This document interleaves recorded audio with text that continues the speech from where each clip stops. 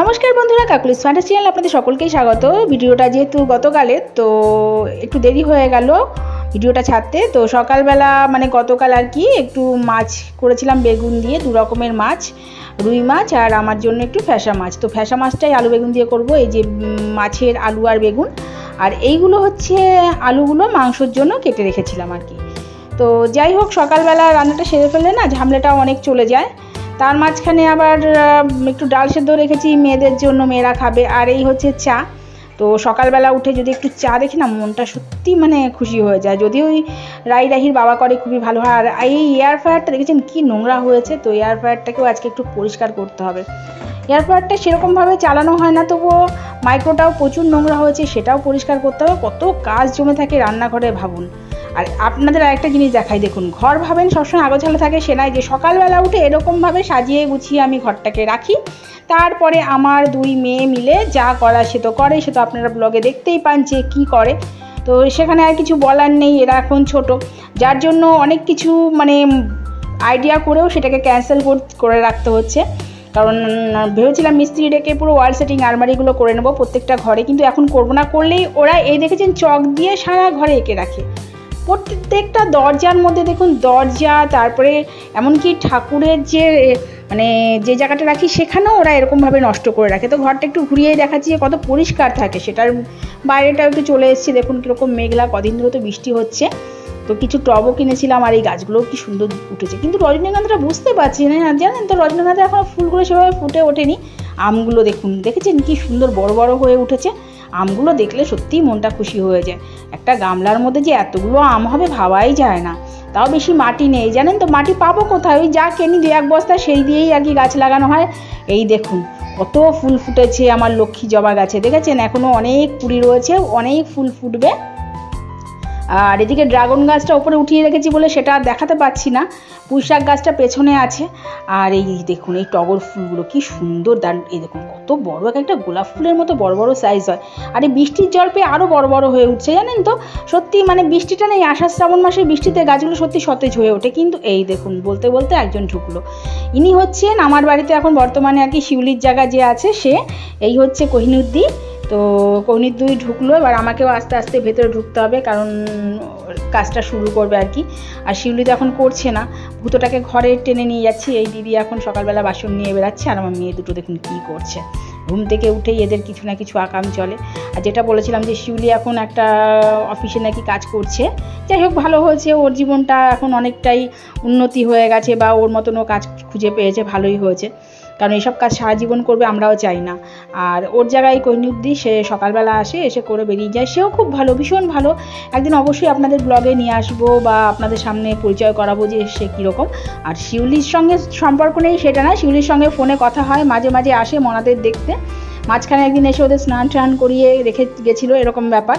তো শিউলির জায়গায় সে তো আছেই, মনের যেখানে থাকা সেখানে থাকবেই। তো আমার কাজটা তো আর কাউকে না কাউকে করতে হবে, সেই কারণে এই দিদি আর কি। তো একটু চিকেন মানে আর কি বসাবো, তো সেটা হচ্ছে নারকেল দিয়ে। আর এই ডিম আলু সেদ্ধ করে রাখছি, এগুলো মনাদের জন্য। তো কথা বলতে বলতে চাটাও যেহেতু গরম হয়ে গেছে, তো চাটা একটুখানি মানে খেয়ে নিই। তার মাঝখানে যেটা বলি, এই চাটা না আমি মগটার মধ্যে বসিয়েছি বলে আপনাদের দেখালাম গ্যাসের উপরে। আর এই হচ্ছে এই মেয়েদের কয়েকটা ঝুড়ি কিনেছিলাম মেলা থেকে, সেগুলো তো দেখায়নি, কিন্তু ঝুড়িগুলোর কালারগুলো এত মিষ্টি আর এত সুন্দর, না দেখালে নয় আর কি, মানে ঠিক ভালো লাগছিল না। এই চাটাও ঢেলে নিই, সবাই মোটামুটি খেয়েছে, একটুখানি চা পড়ে আছে, এটা আমি আর কি লাস্ট খাবো, সবার খাওয়া হয়ে গেছে অলরেডি। তো একটু চা পড়েছিল, মানে মাথাটা ঝিনঝিন করছে বলে আমি চাটা নিয়ে নিলাম আর কি। তো সত্যি কথা বলতে এই বর্ষাকালে 3-4 বার চা খাওয়া যেতেই পারে। আর এই হচ্ছে সন্ধেবেলা আমি একটু সাজুগুজু করেছিলাম, একটু বেরানোর ব্যাপার আছে আর কি। কারণ কয়েকটা কুর্তি একটু কাটাতে দিয়ে আসতে হবে, কারণ একটা কুর্তি 1 বছর যাবৎ খুঁজেই পাচ্ছিলাম না। পরে দেখছি আমার মনাদের যেখানে জামা কাপড় রাখি সেই ওয়ার্ডরোবের মধ্যে রয়েছে, সেই কুর্তিটা আর কি কাটাতে দিয়ে আসতে গেছিলাম। আর এই হচ্ছে আমার মনাদের, দেখুন ABCD সব এখন তো বেরিয়েছে, এগুলো আপনারা সবাই জানেন। বাচ্চাদের এখন অক্ষর আর কেউ ওইভাবে শেখায় না, এই খেলার ছলে এগুলো শেখায়। আমি রুমিতাকে দিয়েছি যে তুমি বুড়িদের 1, 2 ABCD এগুলো শেখাও, তারপরে আস্তে আস্তে কিনে দেবো। বিভিন্ন কার্ডগুলো পাওয়া যায় অনলাইনে, সেগুলো দিয়েও পড়াশোনা করতে পারবে। বিভিন্ন অ্যানিমেলের ছবি থাকে, আর এখন তো বিভিন্ন অ্যানিমেলগুলোও পাওয়া যায় রাবারের, সেগুলো সামনে নিয়ে এসে বাচ্চাদের ধরলে ওরা বলতে পারে কোনটা হাতি, কোনটা ঘোড়া, কোনটা গরু, মানে আর কি পশু যেরকম আর কি দেখতে হয়। তো সেগুলো আস্তে আস্তে করবো। আমিও চাইছি যে পড়াশোনাটা খেলার মাধ্যমে হোক, তাহলে কি পড়াশোনার যে ভয়টা না এটা এদের থাকবে না। আমি দেখেছি অনেক বাচ্চাই পড়াশোনায় প্রচুর ভয় পায়, পড়তে চায় না, কান্নাকাটি করে, কিন্তু আমি চাই না আমার মেয়েরা এরকম করুক। ওরা খেলবে, পড়বে, ওটাই। আর ওদের সব থেকে একটা বড় গুণ হচ্ছে গিয়ে কি জানেন তো, ওরা এখন বই খাতা যাই থাকে না কেন দুজন দুটো ব্যাগ নেয়, ব্যাগের মধ্যে ভরে ভরে ঘোরে। আমার একটা নতুন ব্যাগ, কি বলবো, ব্যাগটা 750 টাকা দিয়ে কিনেছিলাম। ওই যে আমার রাহির কাঁধে দেখুন, পুরো লেদারের ব্যাগ। হলে হবে কি, ওই ব্যাগটা একদিন আমি ব্যবহার করিনি, কিন্তু আমার রাহির লাগছে। তাও আমি মেনে নিয়েছি যে ঠিক আছে, ওইভাবেই ওরা শিখুক। আর যে 1 2গুলো রুমিতা দেখিয়ে দেখিয়ে দিচ্ছে, আর আমার রাই বসে আছে, আর রাহি নিচে দাঁড়িয়ে আছে। দুজনকেই আস্তে আস্তে দেখাবে, একসঙ্গে তো আর দেখানো সম্ভব না। মাঝে মাঝে আমিও দেখাই। আর এগুলো না ওরা যেহেতু ভাবে পুরো একদম খেলার জিনিসের মতো, না কি প্লাস্টিকের, ওদের কাছে ওটা খেলনাই। দেখুন 1 2 একদম 6 পর্যন্ত লিখে মানে সাজিয়ে ফেলেছে। আস্তে আস্তে সাজাচ্ছে রুমিতা ওকে দিয়ে, আর ওকে বলছে বুড়ি তুমি সাজাও, ও সাজাচ্ছে। আর আমার রাই তো এই পড়াশোনা দেখুন, মাথায় আবার একটা সানগ্লাস দেখেছেন, ওই দেখুন রাহির আবার চোখে, ওরে বাবারে বাবা। আর এই ব্যাগে বললাম না, ওদের স্লেট পেন্সিল সব কিছু ওই ব্যাগে থাকে। একবার করে দাদাইয়ের ঘরে যায়, দাদাইকে দেখিয়ে আসে। আবার ইদানিং কদিন ধরে বলছে দাদাই পারে না, কি দাদাই লেখা পারে না, মানে দাদাই পড়াশোনাও জানে না, দাদাই কিছুই জানে না, সব ওরা জানে আর কি। তো মাও সন্ধ্যেবেলা চলে এসেছিলো।